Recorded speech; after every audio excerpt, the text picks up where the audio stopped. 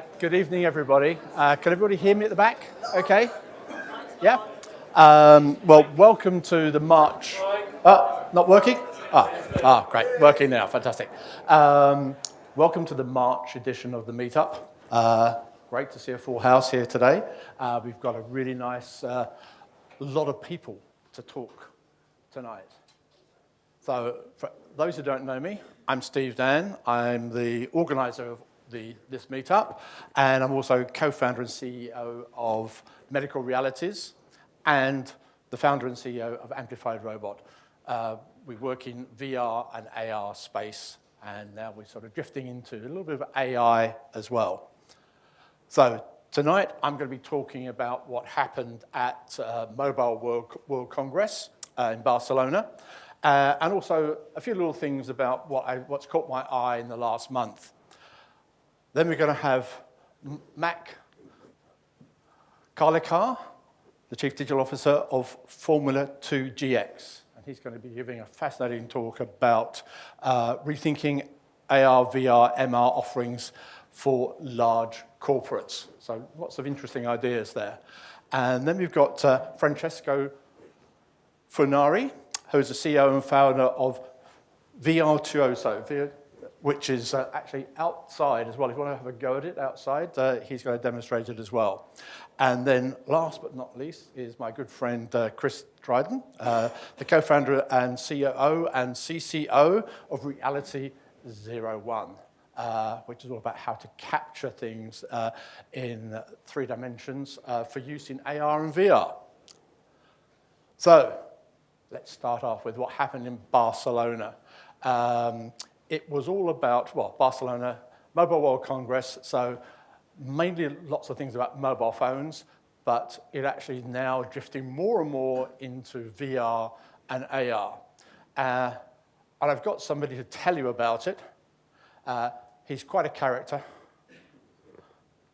When the telecom business talk nonsense and serves bullshit, there's only one man the consumers can ask for help.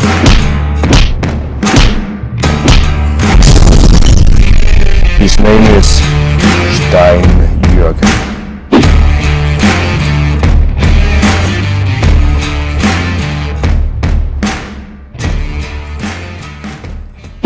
Mobile World Congress 2019 is still about phones, but phones that are morphing into more than just phones.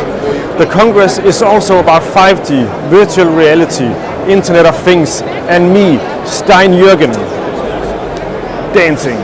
Mobile World Congress 2019 has emphasized that the traditional phone someday soon, sooner than we think, will become inferior. The big buzzword phone-wise this year was foldable phones. The phones are not shit, but they do leave some question marks. For example, the quality of the screen, and the price is of course insane, up to 2,300 euros. However, questions and price aside, they do unfold the future for phones to come. We also saw new screen format for more traditional phones with Sony Xperia 1 with 29 ratio, a ratio that is perfect for movies and gaming. Xperia 1 is also the first phone in the world with a camera with eye focus that give you even more sharp pictures of people's faces. Another interesting phone with a twist was the Nokia 9 PureView with 5 cameras on the back. They all take 12 megapixel pictures and melt them together to one picture, giving you more than 1,000 layers in the picture for you to play with, for example with the bokeh effect. Other buzzwords on Mobile World Congress 2019 was 5G, Internet of Things and virtual reality. 3 things that all need each other. The telecom business is desperate to find new ways to earn tons of money, and 5G is the most important. 5G was everywhere on the Congress, from flying taxi drones and virtual reality of high quality to hospital operations from the distance and more normal connected products in our homes. There's still a long way before every single one of us have a truly connected home. If truly connected home really is something we should strive for in these privacy concerned times, is something that we all need to discuss and have an opinion about. In the meantime, the technology companies will have the pedal to the metal to make sure we have the best possible products to choose from. And next year on Mobile World Congress 2020, the phones are playing a secondary role. It's 5G and connected things around us that will have the main role. So that's really what's going to happen over the next year. 5G is going to be everything. The mobile phone companies have spent billions on getting all the bandwidth, and now they've got to convince us to use it and pay them back for all the money they've spent out. So literally everything now is about how we can connect up VR and AR, especially using 5G. This is Intel, and exactly what Intel are doing, and they're doing some quite interesting things in the AR space.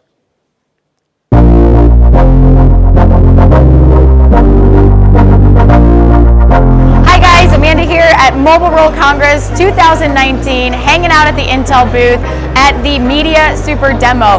What we're showcasing here is how traditional media is changing into the future of what we at Intel call a visual cloud.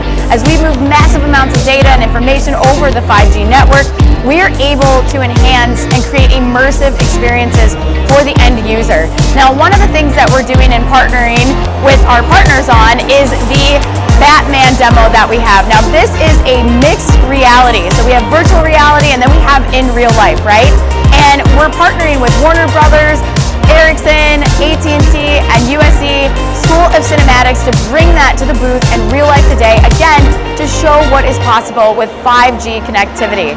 Another one that we have is we're actually streaming 8K content over the 5G network using 75% less bandwidth, allowing us to optimize our throughput and be able to create more information faster and over the 5G network.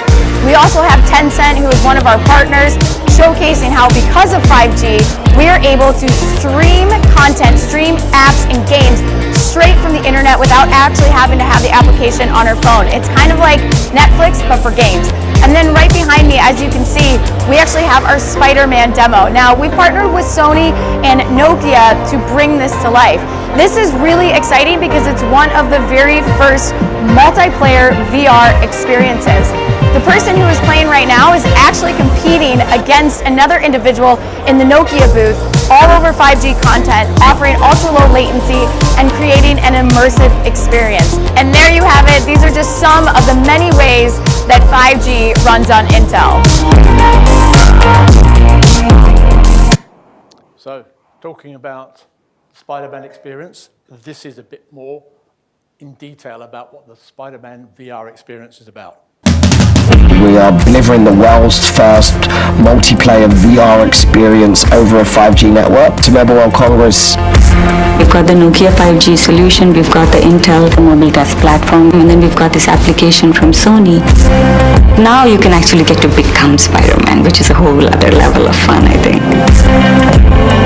With 5G, you're now able to have a much more personalized, much more immersive, much more fun experience. So, right, if this was a drinking game and everybody had to take a drink when somebody mentioned 5G, you're going to get pretty drunk by the end of this evening. Right, this is Lenovo. This actually hasn't got any voiceover to it, but it's just showing some of the cool things that Lenovo are getting into in VR. They've suddenly woken up to VR in a big way.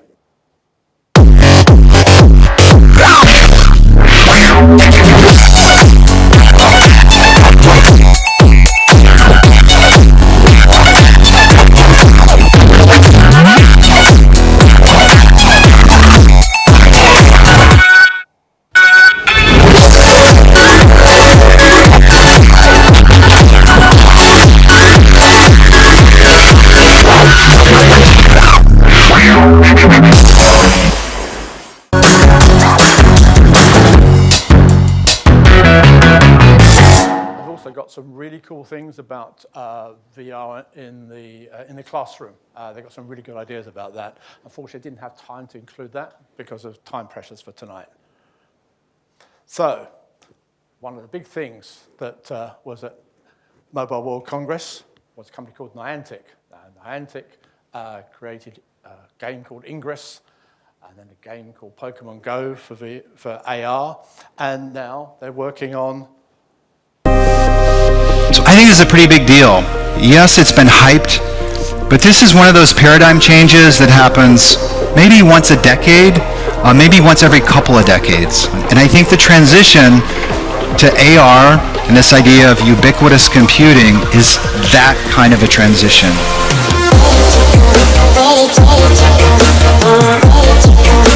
We think we're at the very beginning of something quite important.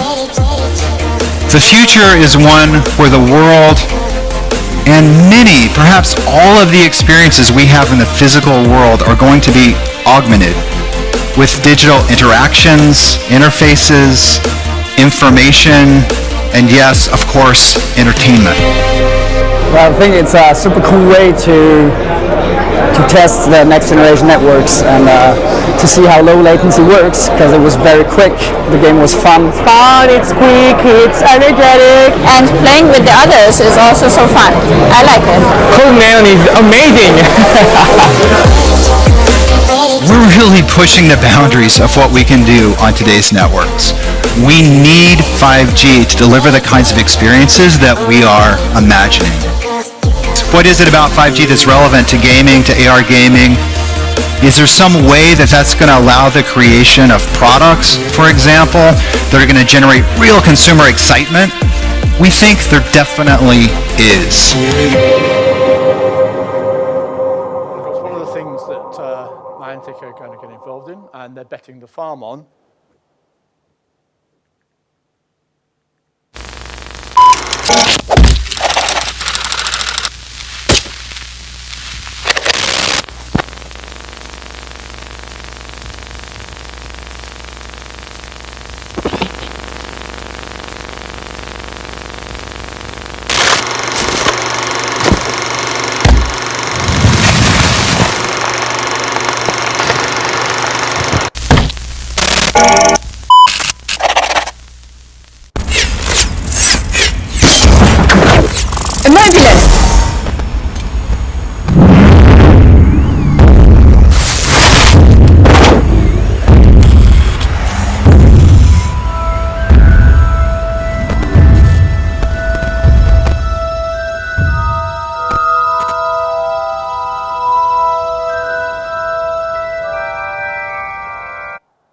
so who's actually going to get into Wizards Unite? Who's waiting with bated breath to do it? One, come on, hands up, come on, don't be shy.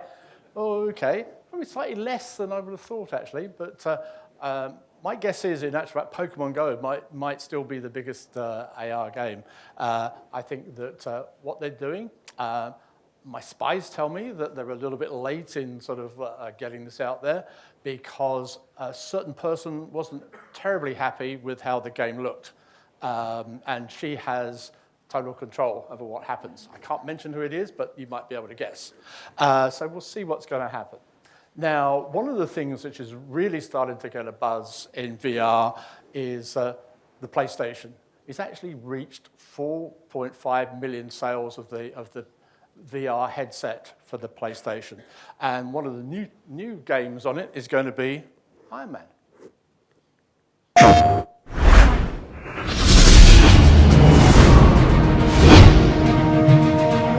Morning, sir. Our travel time to Shanghai is 11 hours, 15 minutes. Told you we should have taken the faster flight. I think the board prefers you wear a more conventional suit to these company meetings. You can't outrun your past. Friday, tell me I didn't just imagine that. Negative, sir. Sir, incoming! A little late, don't you think? Friday, suit up, now!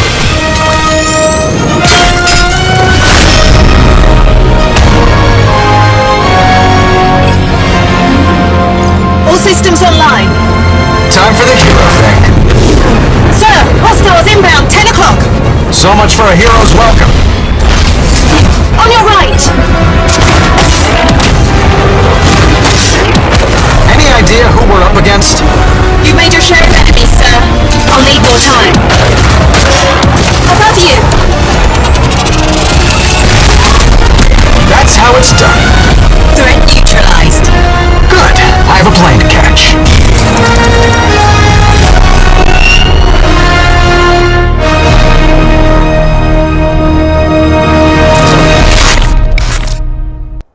we say it, Sony might actually be going to get and put their weight behind VR after sort of hedging their bets a little bit. They're seeing some traction now, which is really good. So let's hope they do.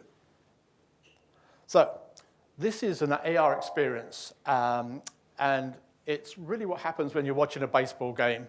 Baseball, for those of you who watch baseball, you'll find that it's even more boring than cricket if you're not really into it. So somebody's come up with a really good idea about how to make it less boring.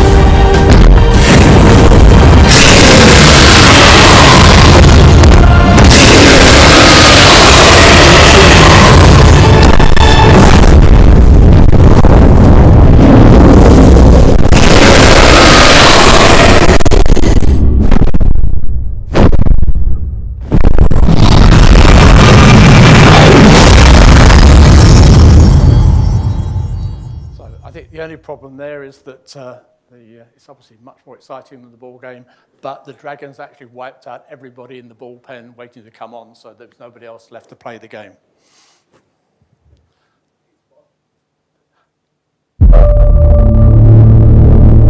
Guess what this is?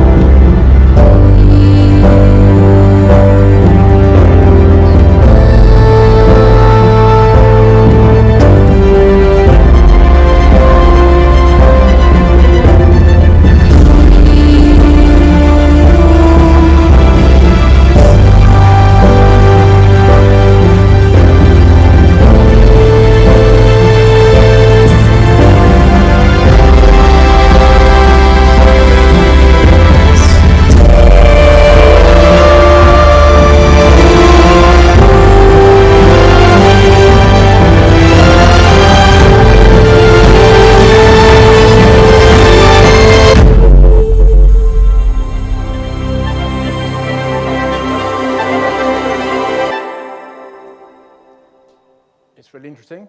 It's a big step up from the one, and the meetup next month is going to be concentrating on the HoloLens 2. We're going to have Microsoft here talking all about it, and we're also going to have Pearson's, who in actual fact are actually going to have some demo models ready for us, hopefully, so you'll be able to try it out. They're the first people to get the HoloLens 2 outside America, so that's going to be really good for next month. So that brings the end of my little presentation. Have you got any quick questions before we go on to the next speaker?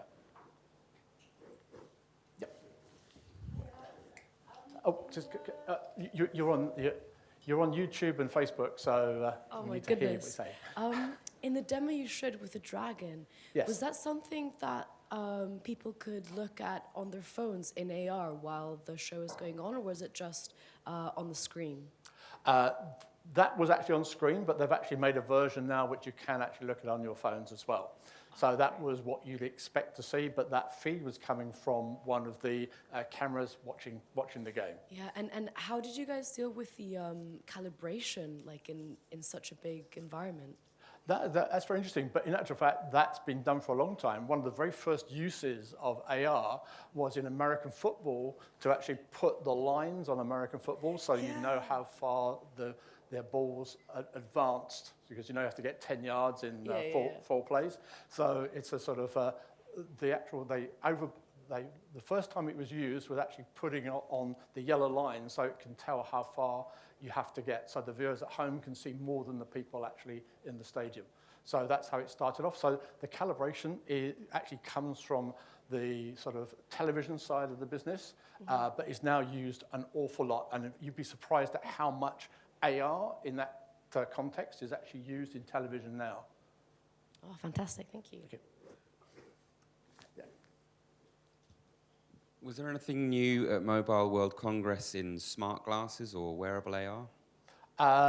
Not really new. There were a couple of companies like Dream sort of putting their glasses out there, but nothing that wasn't shown at CES. So there wasn't a sort of a big sort of step up from there. I think it's going to be very important next year for them because, again, 5G is going to be even more important next year. And, of course, you really need sort of a good 5G connection to make sort of these smart glasses work properly. So, yeah, I expect to see more of that during this year. They're getting cheaper, better, and so there's a lot of people now throwing money at it. One of the sad things was that towards the end of last year that a very pioneering company called ODG in San Francisco actually went out of business, and they were one of the first companies to actually make glasses with augmented reality in them. That's whether it's good news or bad news, is that they had a lot of patents, and they actually managed to sell the patents, and they sold them to Magic Leap. So I say it's slightly sad because at one point, Magic Leap were going to buy the company and save everybody there. I wish they'd done that rather than wait for the company to crash and buy the patents. But hey, that's business, I suppose. Right, okay, that's it. Right, we've got our next speaker up. So bear with me a second while we just sort of switch around. So Mac.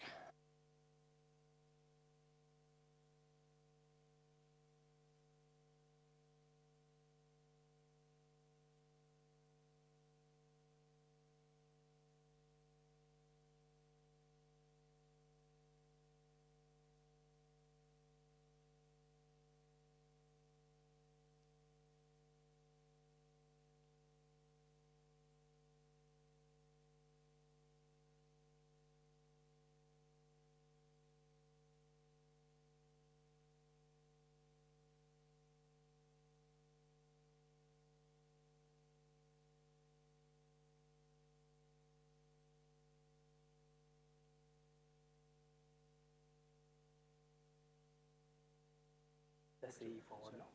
Yeah.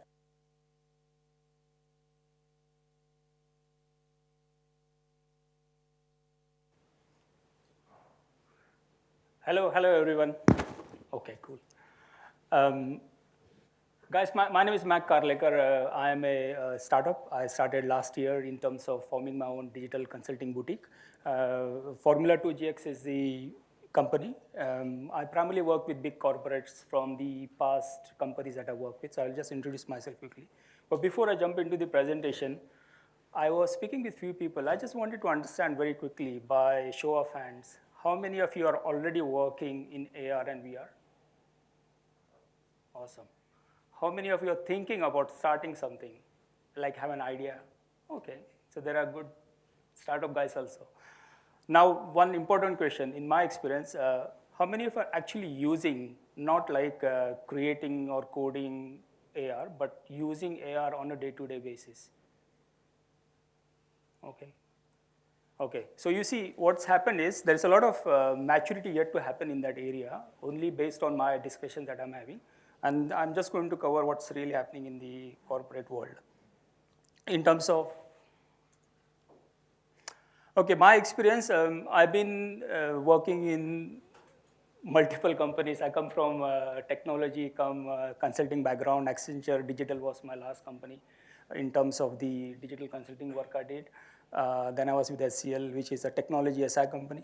But I was also part of Deloitte Consulting on the strategy and ops, working with bigger clients.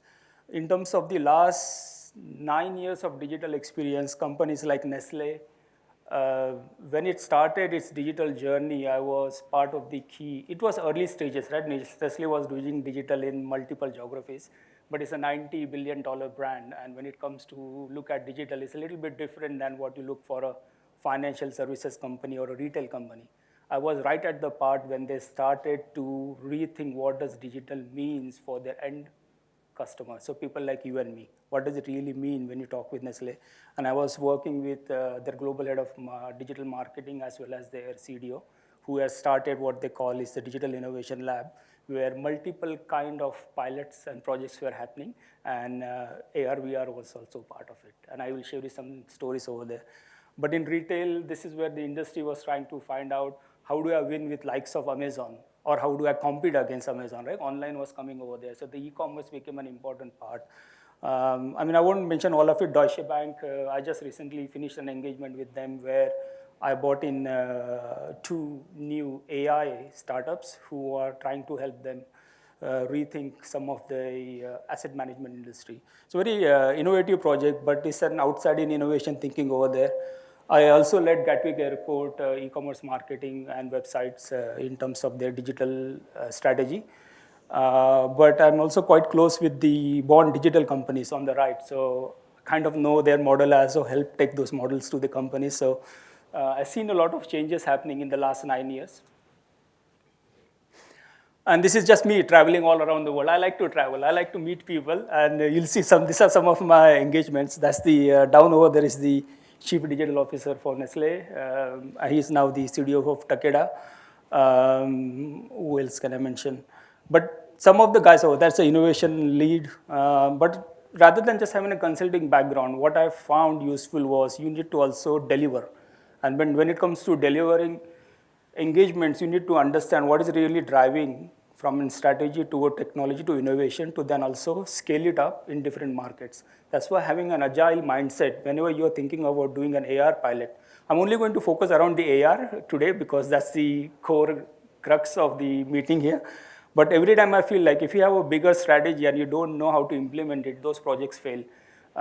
You might have a very good idea on doing something around AR, but if you're not able to implement proof of concepts short and fast and be able to show the value out of it, very soon you will be not working with these guys. These guys need results faster. So I've seen some things work, some things don't. And just this networking aspect gave me a view on what are the local market challenges versus a global market challenge. Okay, I know everyone likes Harry Potter, hopefully. So before I jump into, I wanted to just do a quick, very quick, fast quiz. I won't spend more time on it. Why is this not working? Yeah, just show of hands. So I like Harry Potter. My daughter loves Harry Potter. She's writing her own small new book as a follow-up to what Harry Potter is doing. But what I feel like is like the imagination is the other way around. Okay. Right. Okay, so before jumping into, I just want to see who can guess this. What was Google's first name? Okay, go for it. Only 1, 2 hands. Go on. Oh, awesome. Thank you. It was backrub, right? I just want to get the feeling, right? It's not just not just going into it. Was very odd for me, but I just want to kind of get into flow, right? It's not a one-way presentation, so feel free to jump in whenever you want, yeah? Okay, so the story builds up here. So what I want to say here is, when you talk about AR, VR, right, it's a small component of the bigger piece of what I have seen in digital transformation.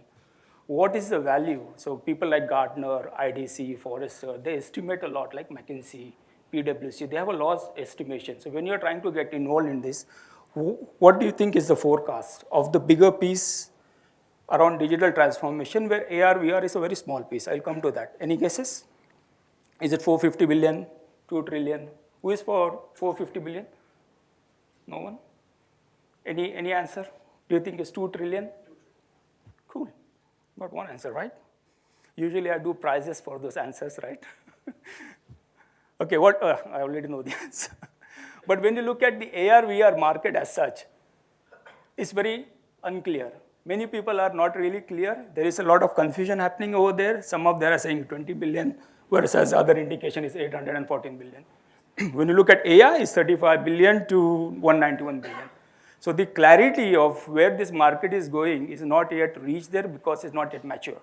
So what that means, this is still a complex environment. There are very cool stuff happening over there, but to reach the maturity to use that in a day-to-day life is very difficult.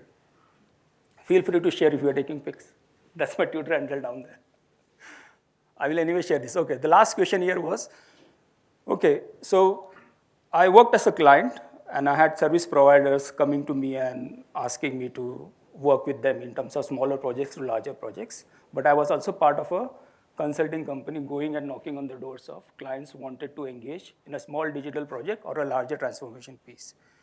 One of the bigger challenges I always had was finding out who owns the digital budget. And I talked with most of these guys here, and it's a very complex engine. And any guesses who you think actually owns a digital transformation budget of a big corporate, which is above 100 million? Any roles in specific comes to your mind? Who do you talk with when you go and take your AR projects? Very good. Who was that? Who was that? Sorry. Who said that? Oh, brilliant. I was trying to say who said that. That is absolutely right. That is the right answer. It's not one person. Sorry? Well, this role is, for different companies, means different things. So sometimes CDO sits under CIO and owns the IT budget. Sometimes a CDO sits under a CMO, which owns the marketing budget. And if you are able to understand the dynamics on where your particular offering is and which kind of role is going to look after it, that's the kind of guy. Right? The CEO is giving authority, but sometimes now, like in some organization, the CFO is becoming very cost conscious. So they are doing large transformation, cost reduction exercises versus legacy modernization kind of program. CIO is now also doing a dual role of CDO. So you will see those roles keeps on changing, and Gartner keeps on announcing new kinds of role. Like the recent one was Chief Innovation Officer or Chief Experience Officer. And these guys manage some budget, but also have the responsibility to work with multiple people in an organization to make it happen. Okay, so the agenda for today,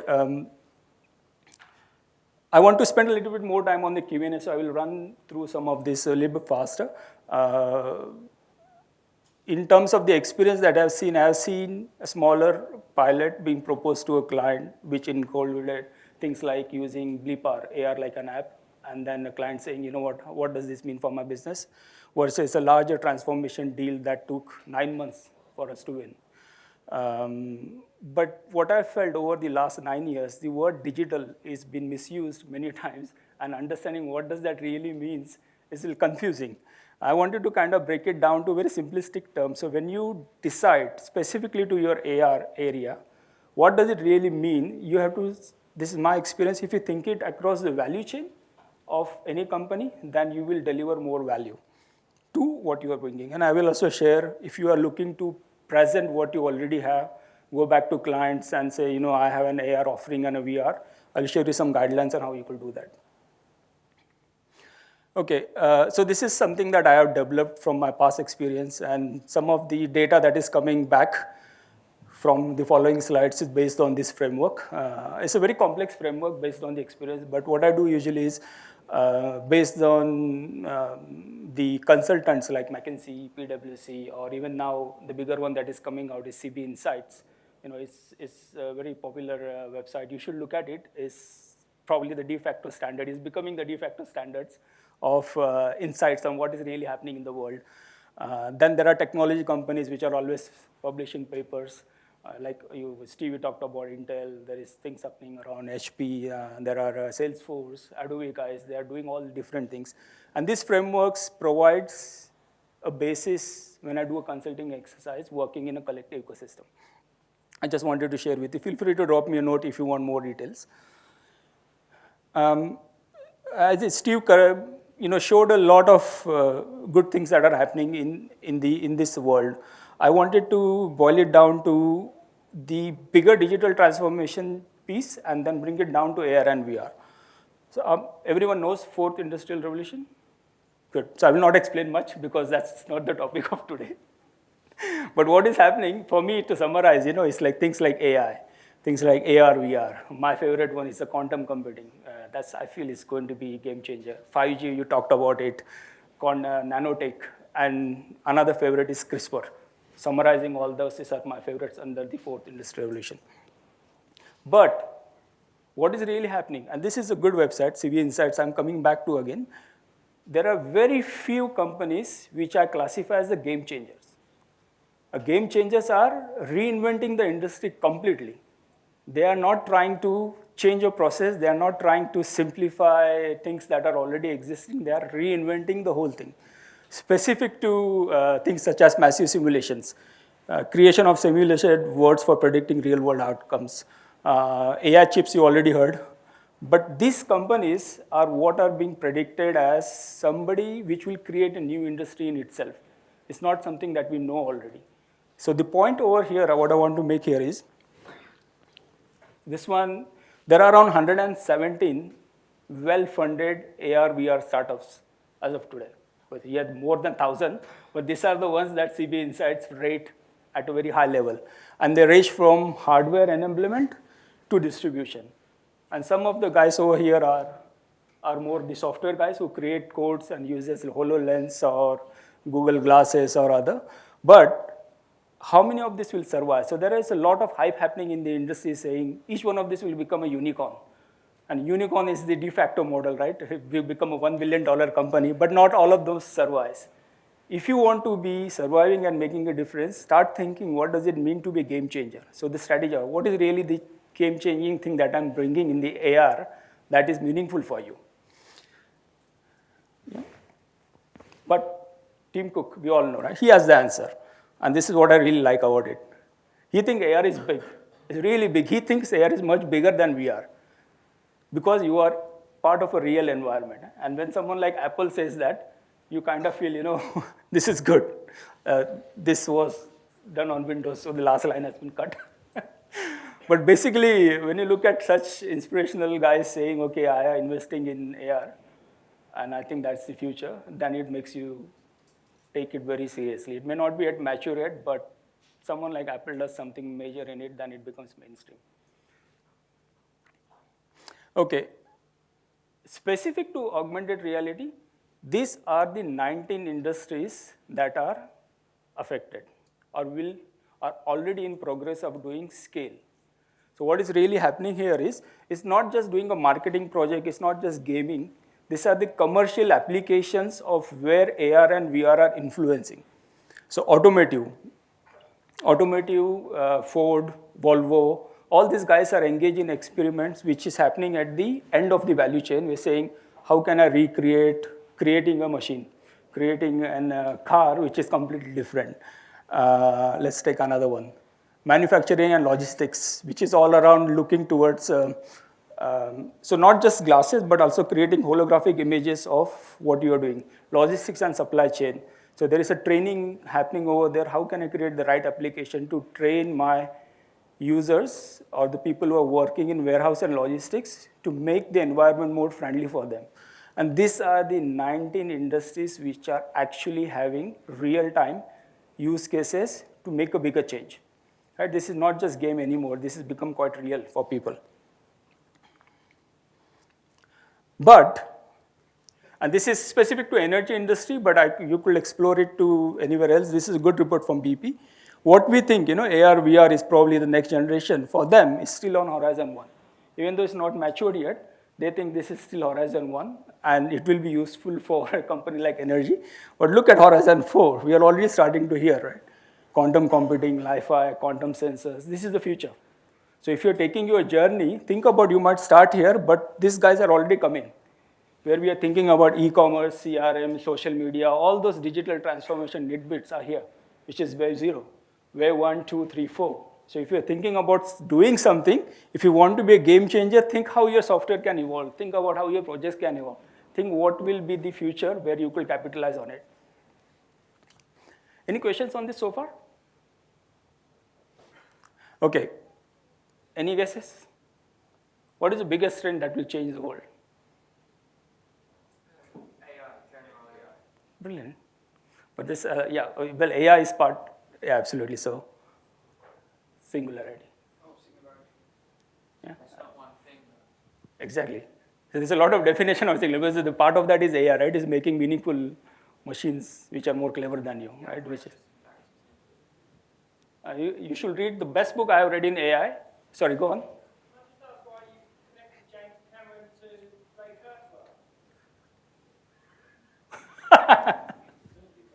The previous slide.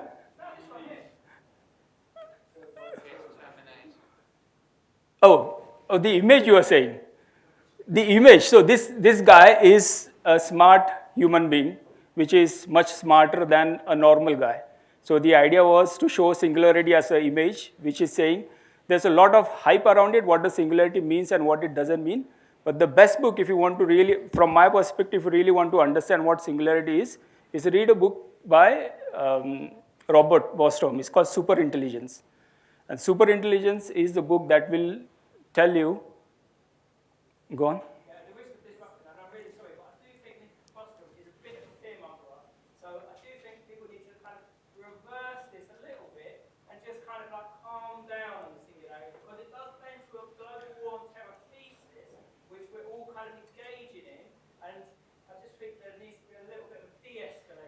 Exactly, so that's why I'm saying here, I completely agree with you. See, for me, singularity or AI is not going to take your jobs away.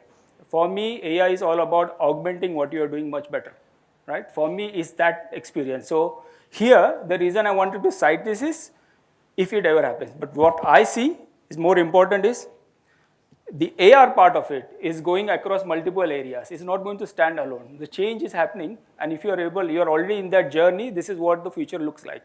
But, so people talk about AI, there's scaremongering happening, AI will take automation and world. Many people have different opinions. Elon Musk is also saying that, right? But I don't feel that's going to happen. This is my feeling. But it may happen, you never know. But what I wanted to say here is, these are my 3 predictions. If you are able to use technology in the right way and to change what really matters to people like us, to the next generation, then I think this is more meaningful. Right? This is my feeling. And this doesn't talk about AI, this doesn't talk about singularity, these are simple terms, right? Which is not yet happened. Everybody is doing something around it, but no one is doing much around this. Yeah? Okay, so come back to the digital journey for any organization. So this is a typical, can I just take some water? Sorry. Okay.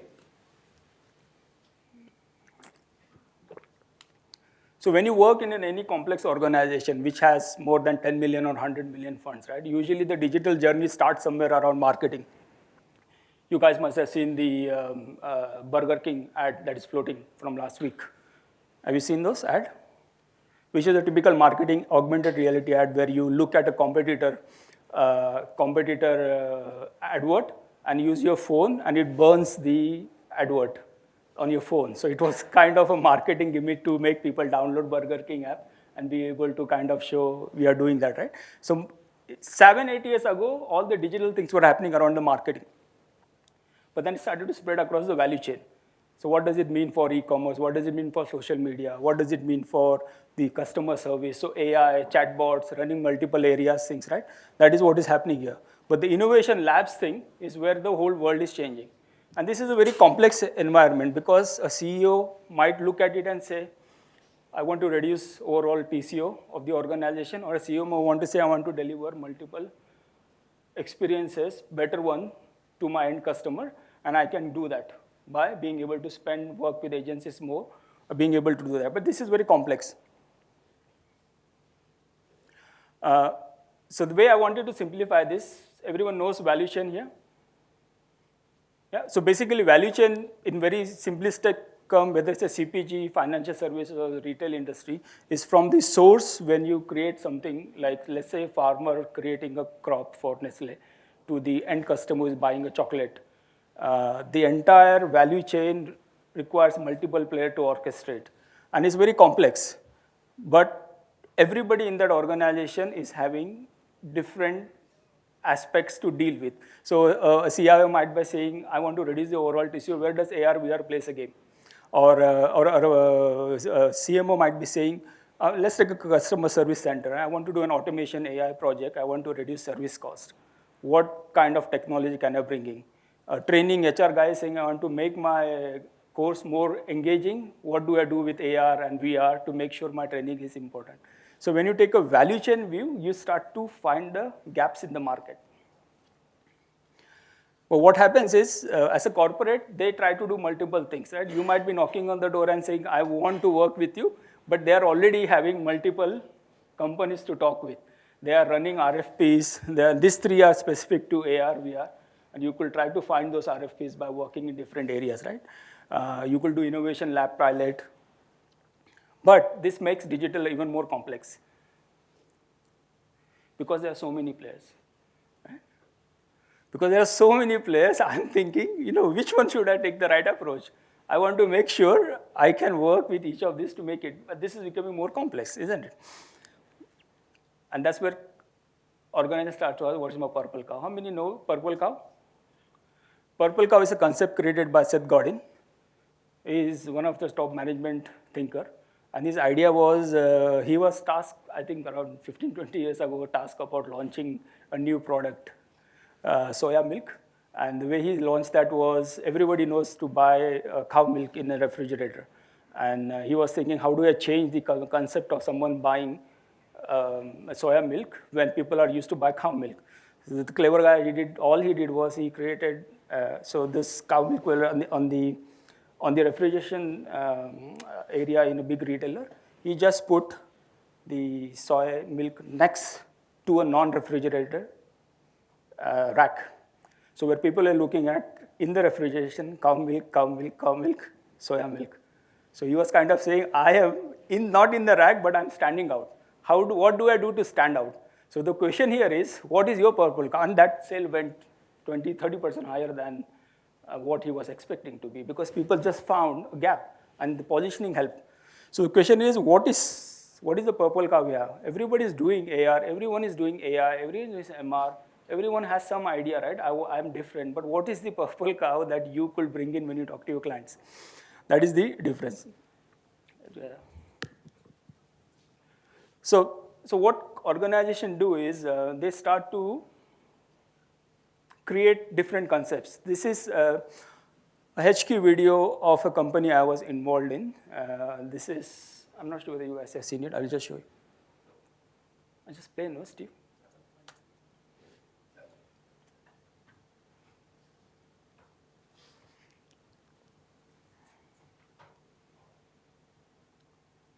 So they create what they call as an innovation lab.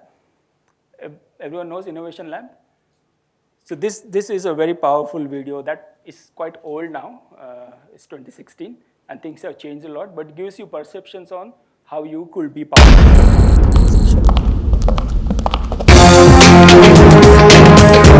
The Center DAT brings together promising future leaders, empowering them to accelerate digital and e-commerce across the Nestle world. Are you ready to showcase what you've achieved?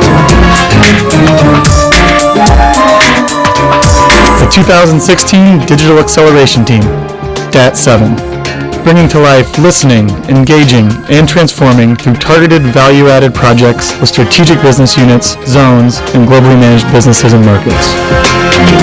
Innovation is the key to connect with the consumers of today and tomorrow.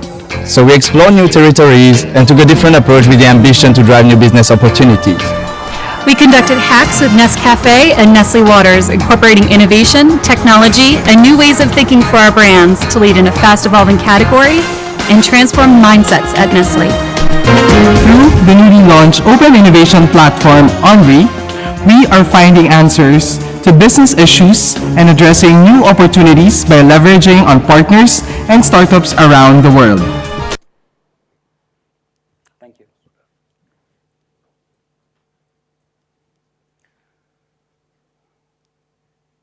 So when they started, they were only a small team of 8 people in a center saying, I want to do something digital. And they invited multiple marketeers from different geographies. And then the IT team was supporting the strategy that was coming out from it. And there were, I think it's now the 12th wave of this center. And it has gone beyond from marketing to sales to service, and is expanding across multiple areas. But what is really happening is, next page. Yeah. So those kinds of innovation labs are now multiple. It's not just one company doing it. If you talk to any company that you want to take your AR offering, they are already working with multiple players. This is just a sample of those in my research that I found. And there are different things, right? So when you want to knock a door on a big client, it's not necessarily just going straight to the CMO or to the CIO, right? There are multiple ways you could get in. Even if you have a basic idea, you could do a small startup idea. Or you're already working established, you could work with those guys. And those guys are the ones that will help you find out more about what really is changing. Okay, so when does AR, VR become mainstreams and disrupt the value? Should be okay. Okay, so if you look at, this is a Gartner prediction. So the orange is where people are reducing their spend, but the blue is where they are going to increase your spend. So they are looking at lock at the top, digital transformation is key over there. But this, all those things, do you see any AR, VR, MR? There's no specific mention of that because it's part of the top thing. So even though it may not be specifically called out, and also the reason because it's not very mature yet, because 5G might make it, bring it more mainstream, or the devices become cheaper for you to use, it might become. But it's about augmenting AR, VR into these areas. How do you actually bring it more sense? Yeah. I usually talk about all this area, but just for today, the AR, VR is what. Yeah, so just to finish up, when you look at this value chain again, think about the idea that you have. So I'll just take an example, like, so workforce, the inbound logistics or the warehouse. So each of this area has an use case for doing an augmented reality project. It's not just the consumer-facing app. This enterprise-facing app is what matters, where there is a lot of money, clients are ready to pay. And this is how you do. So what is happening here is, I just share you some examples from the value chain perspective. This is wayfinding around a warehouse. If you are coming as a new person and understanding how does Amazon warehouse work, what do I work with, there is an already pilots happening over there that you could just walk in and use your phone or a headset to see what area should I work in, how do I actually work. So you don't need to be physically present also in many of those cases, but those use cases are becoming now more prominent. So this one is a hologram. So you just take your card and use your phone, and it gives you more reality. Why this is different than a mobile app is because this is very interactive, it's very gamified, and it's very personal. So you're taking the experience back from e-commerce, from a website to a mobile, to making an augmented reality app here. And all of these are links I could share. But finance, right? Banking is completely disrupted. It's disrupted not by another bank, but disrupted by people like Amazon. They are getting inside. Apple launched the new card, last week, I think 2 days ago. But people like HSBC, Stan Chartered, those guys are reinventing what banking really means. And this is an app that you can do at home. You could create new services, product services, all driven by content-driven thinking in terms of what does it mean for me as an end user. This one I quite liked it. This is very much on, walking down a retail store, you could take a photo and be able, take your phone and it gives you alternatives to the dress that you want. And this is a common man's app, right? You could just came in and saying, I want a different size, I want a different color, I want to wear it. There is also augmented reality apps happening where you could just scan yourself with your body size and it gives you preferred size that you could buy if it's not in the store. But you see, this is going across the value chain in terms of the overall view. Boeing, other than predictive maintenance using AI and IoT, is using AR instruction for airplane wiring. So you are wearing it, you are wiring it, but you are able to then get instructions in your ear on what you need to change, as opposed to look at manuals every time. These are very enterprise-led, but the final one was this one, which is the marketing side, right?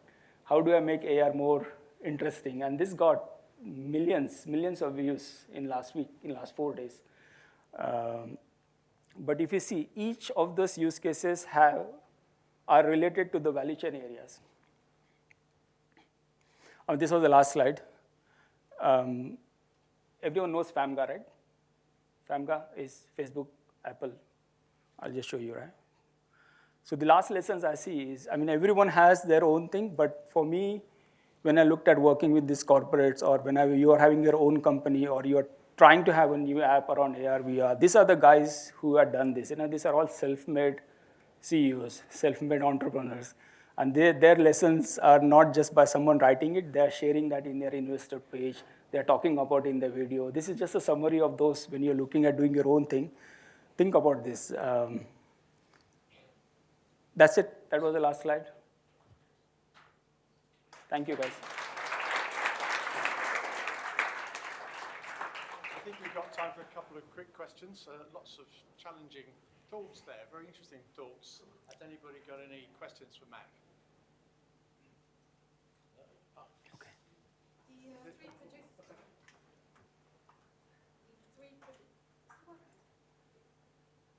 The three predictions that you said, your personal predictions, was it prediction or what the technology could do? Technology could do, but we are not spending on it. Yeah, Okay. we are all running for the value, Just the want money, to right? clarify. Yeah. Thank you. Anyone else? Thank you, guys. Thank you.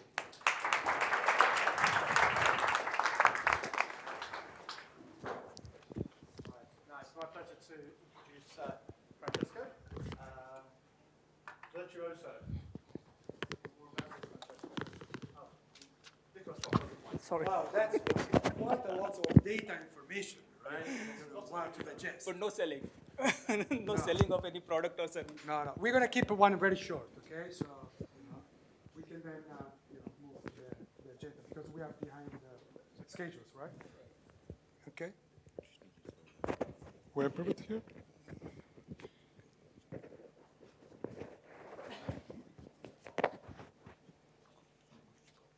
Okay, so let's put this into the pocket.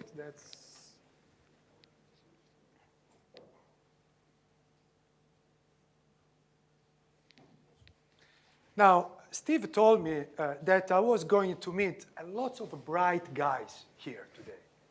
And I didn't believe it.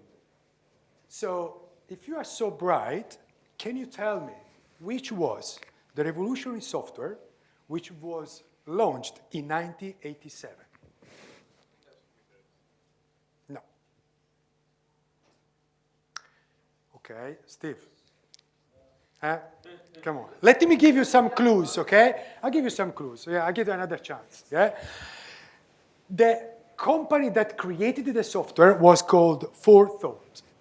It was invested by Apple. It was bought by Microsoft. Wow. Who is that? Well done. What's your name? Whatever. That guy, well, you saved Steve, right? Exactly, PowerPoint, okay? So we talk about ER, but let's remind that was a really big launch. But anyway, so in 2022, there is this 2022 is going on in a lot of research, right? And Gardner said that 70% of the whole enterprises will experiment with immersive technologies. And then also Abbey Research says that in 2022, the enterprise virtual reality training will grow to 6.3 billion. That is 30 times more than last year. That is a massive growth. And then also, Nielsen said that last year, just XR enterprise training saved 13.5 billions. That is amazing numbers, right? And why is that? Well, Accenture, you know this anyway. Accenture said that because immersive learning has got a lot of benefits, right?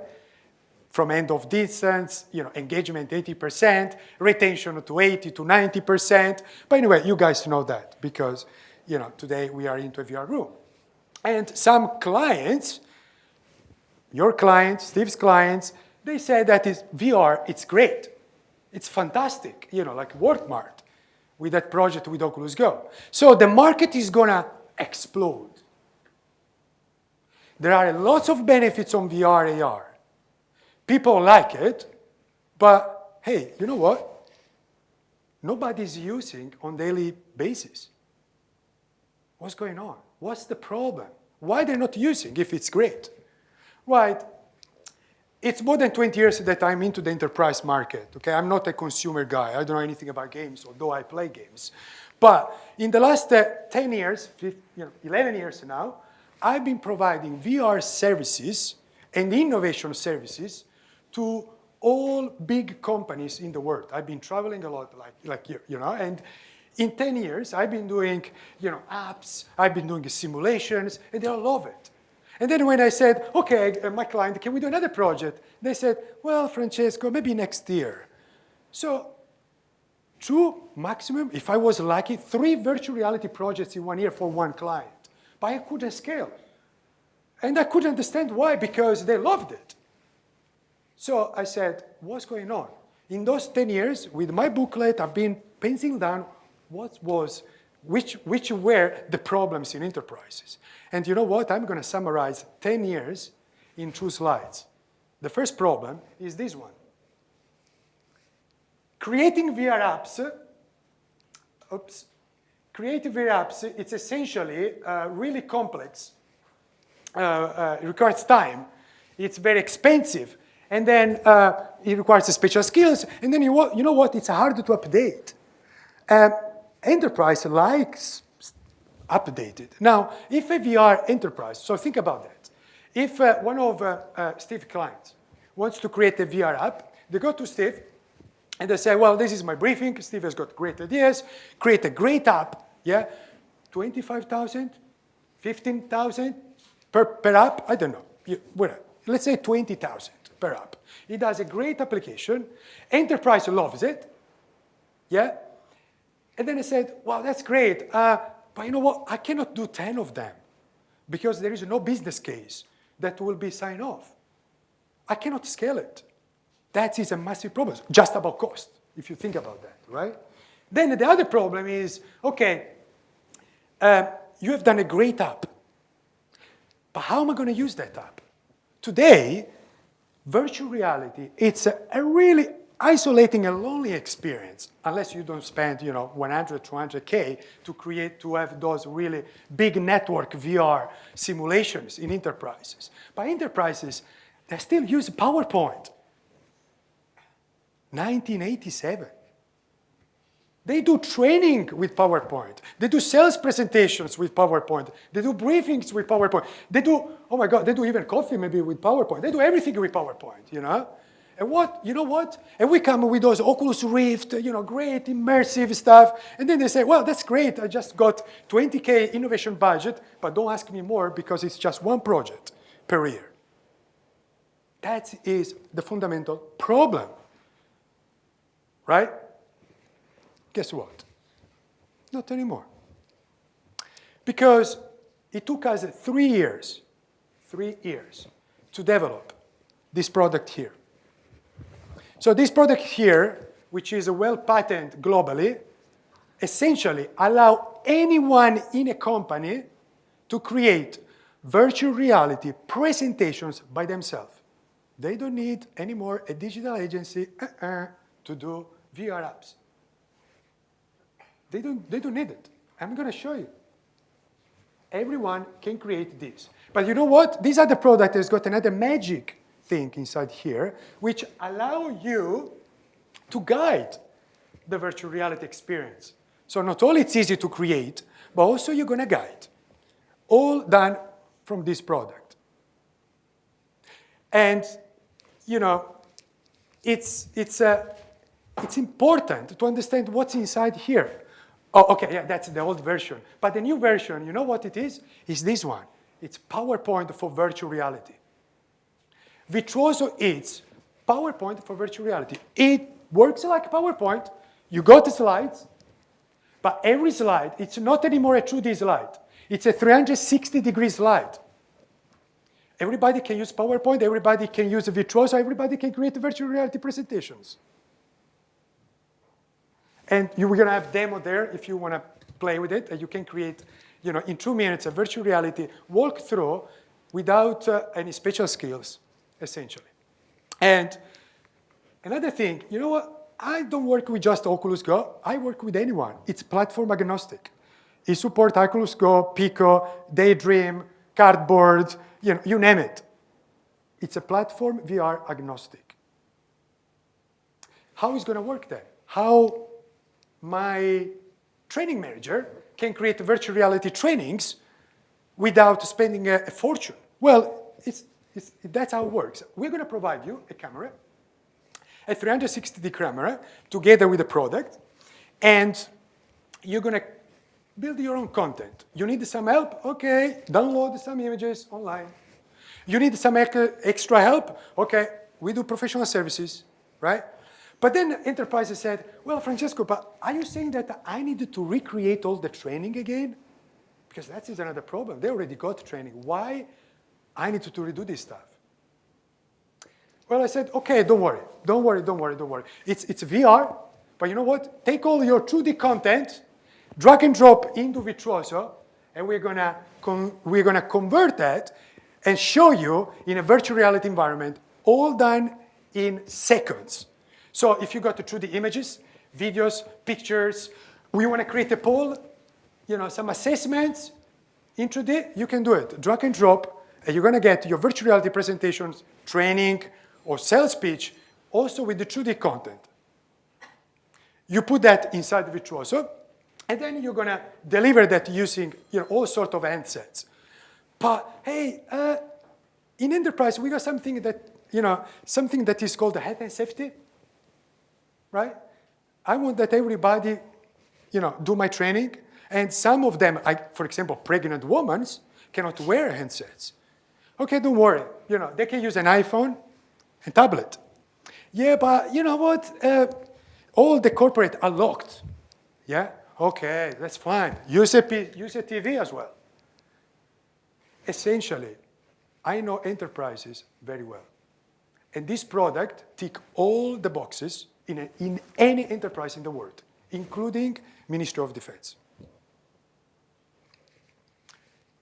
It took us almost 3 years to do it. We launched it. It's less than 1 year that we launched this company into the market. We've been bombarded by orders, all big boys on here. And you don't believe me? Okay, let's say what they say. Wow, Deloitte. Virtuoso is revolutionary for both trainings and presentations. It's the new PowerPoint that we've been waiting for. Samsung, with Virtuoso, enterprises can now quickly create VR app presentations in-house, near zero learning curve for their marketing, sales, and L&D division. L&D stands for learning and development, right? BP, Virtuoso, it's a powerful learning tool, and we are impressed that it's easy to use. Every immersive training we run, it's a huge success, both in terms of engagement, learning, and results.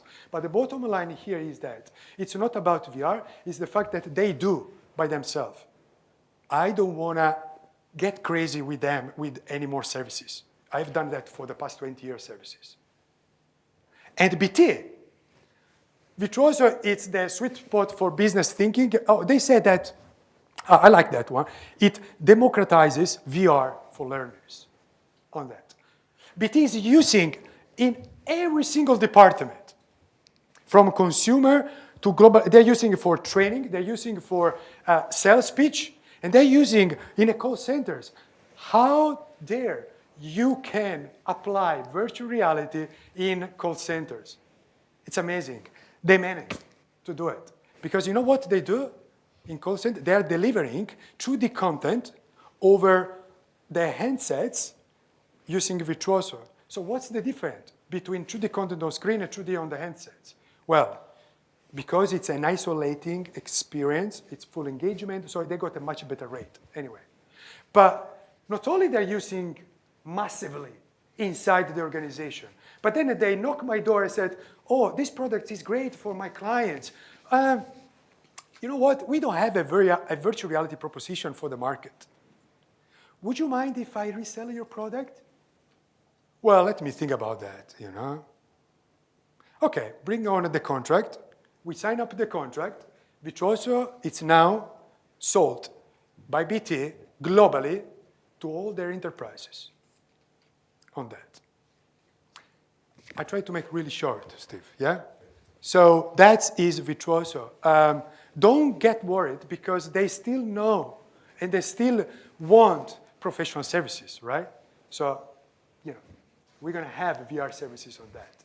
But these a little bit, will put down a little bit your revenue, a little bit. Steve? Well, thanks for saying that to the last. I was getting worried that no worries. I was going to have to retire. There wasn't going to be anything for me to do in the future. But that's fantastic. Any quick questions for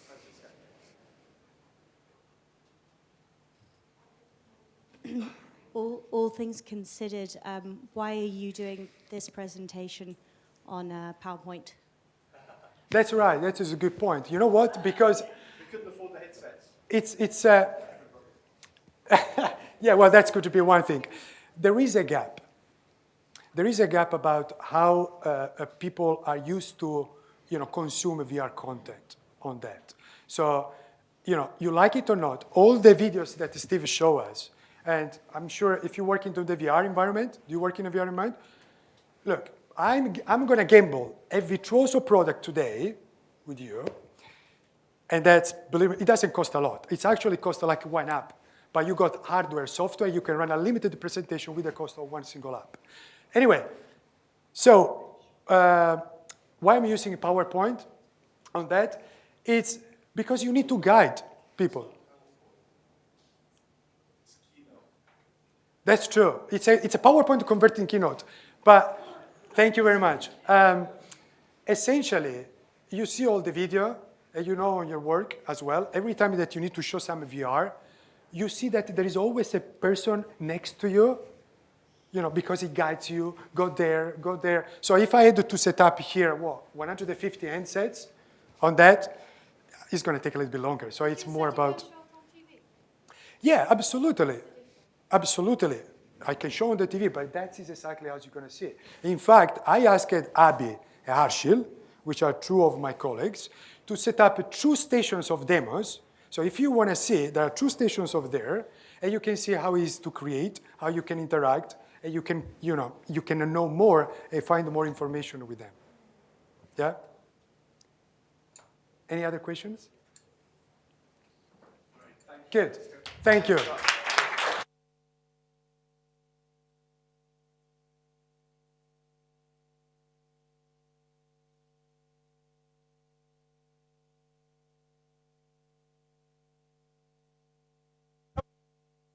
Which is a colleague of mine is going to...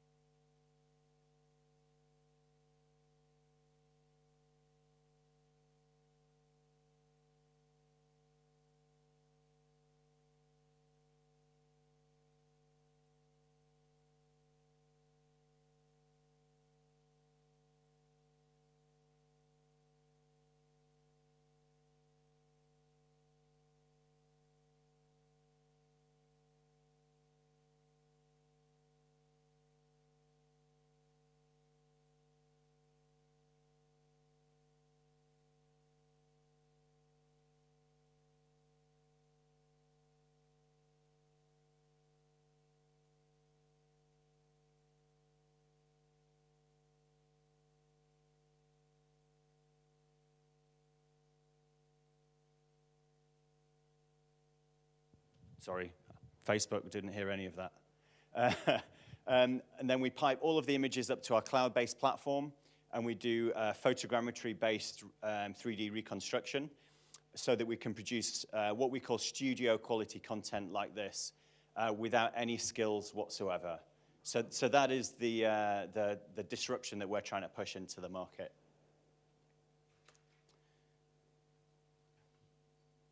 So who's interested in this? Well, a lot of people will be. So whether you're into games development, TV, movie production, you're an indie creator, a lot of people in the arts and heritage world through to education, and of course, VR and AR production. There are lots of people who are wanting to reduce these barriers to producing their own content. So how are we going to change the people's lives? So the trainer image on the left-hand side is a CG modeled shoe. That probably takes somebody like Matt, who's in our team. Put your hand up, Matt, over there. So he was a modeler by trade before joining R01. This is probably a 3-day or so project, so you're paying somebody commercial rates for that time, and it's still, the quality looks a little bit computer generated at the end. We can capture that, so the image on the right-hand side is a genuine trainer that we scanned. So that's probably currently about a 60-minute round trip for us to do the capture through to having the 3D model back in your hands. And then the cost model that we're offering, that's about a $5 or £5 model. So compared to sort of roughly £1,500 to create that with a bespoke content creator, massive scale that we can realize there. So in terms of our product journey, we started our real hard development work about a year ago. We spent a year in the workshop tinkering around. We're just about to release our beta product.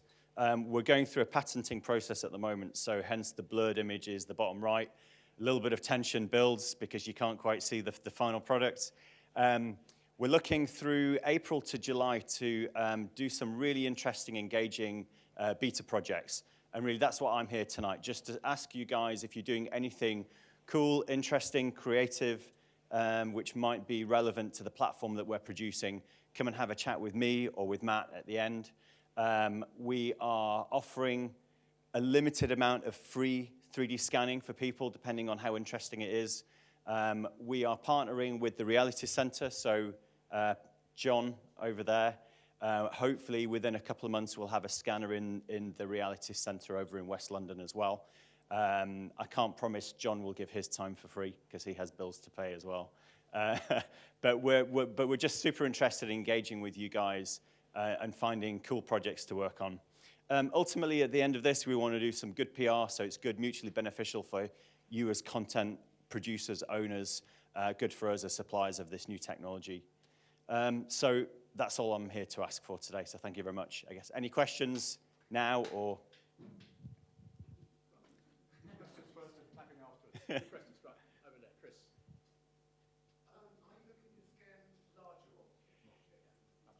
Yeah, okay, so on the current generation scanner, we've got a size limit of around 50 centimeters by 50 centimeters.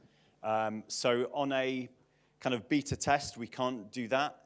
If you've got a commercial project with something that is much bigger than that, we can do kind of freehand photogrammetry. That would be just done on a commercial day rate, so that's not really part of our core business, but it's something that we could offer if that was of interest to people. Another question? Yes. I was wondering, what's your plan to scale this up? Are people going to have to travel to you? Yeah, a few options. So we're selling the product. So we've made a couple of sales already. The list price for the hardware is around £10,000. So we're not kind of sort of prosumer level just yet. We're looking to, well, both sell the unit, but then also install either through sale or through collaboration, multiple centers around the country, international potentially as well. And the commercial model is designed around having people able to drop into a center, sign up for their own account, and then pay a nominal fee to us for the reconstruction, and then depending on where that unit is, you'll probably have to pay some access fee to get into one of those centers. The long-term vision for the business is that we'll drop the cost down for the scanner, and we're hoping to be able to sell something around the sort of £3,000 to £5,000 price mark, sort of enterprise level, but it's not going to be, we're not aiming for a consumer market, but certainly sort of the price of a kind of a decent workstation, you know, something that kind of level.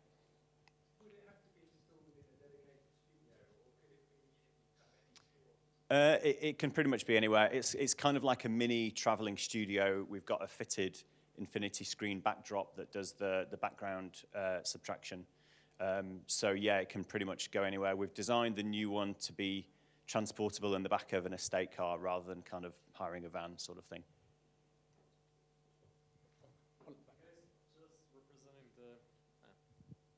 Hi. And you. So are you guys just selling the scanning technology itself, or are you also potentially building up a platform, like a web platform, to host content and then sell the content to users?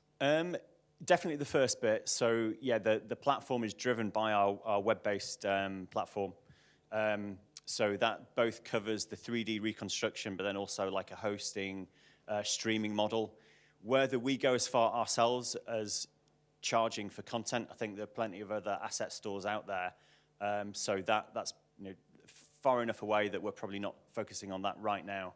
But we'll see how that goes. We're definitely interested in getting lots of content on the platform. But I think the emphasis for us is that where you put your content on there, that's your content. So more for these sort of B2B applications where you want a bit more security and confidentiality around your data, rather than being kind of like a public access platform that anybody can browse. We may do a bit of both, but with a sort of a Chinese wall between the two. Okay. Thank you, Chris. Thanks very much. Let's have a round of applause. That's fantastic. Right, that brings the evening to a close. Plenty of time to have a little chat and meet people. Also, just wanted to remind you that you can download Augmented Reality News, which comes out every week, tells you everything that's happening in AR and VR. And if you're on the medical side, which I am as well, so a little plug for the medical reality news as well. That's my Twitter handle if anybody wants to get in touch with me, and also my LinkedIn. Be great to talk to everybody. And the next meetup, as I was saying, is April the 24th, and it's all going to be based around the HoloLens 2. I want to give a big thanks to all the people at my company, Amplified Robot, who helped put everything together. Amplified Robot sponsors all this with the help also of Microsoft. And so I'd like a big round of applause for Microsoft for allowing them to use these fantastic facilities. And thank you for coming. Thank you.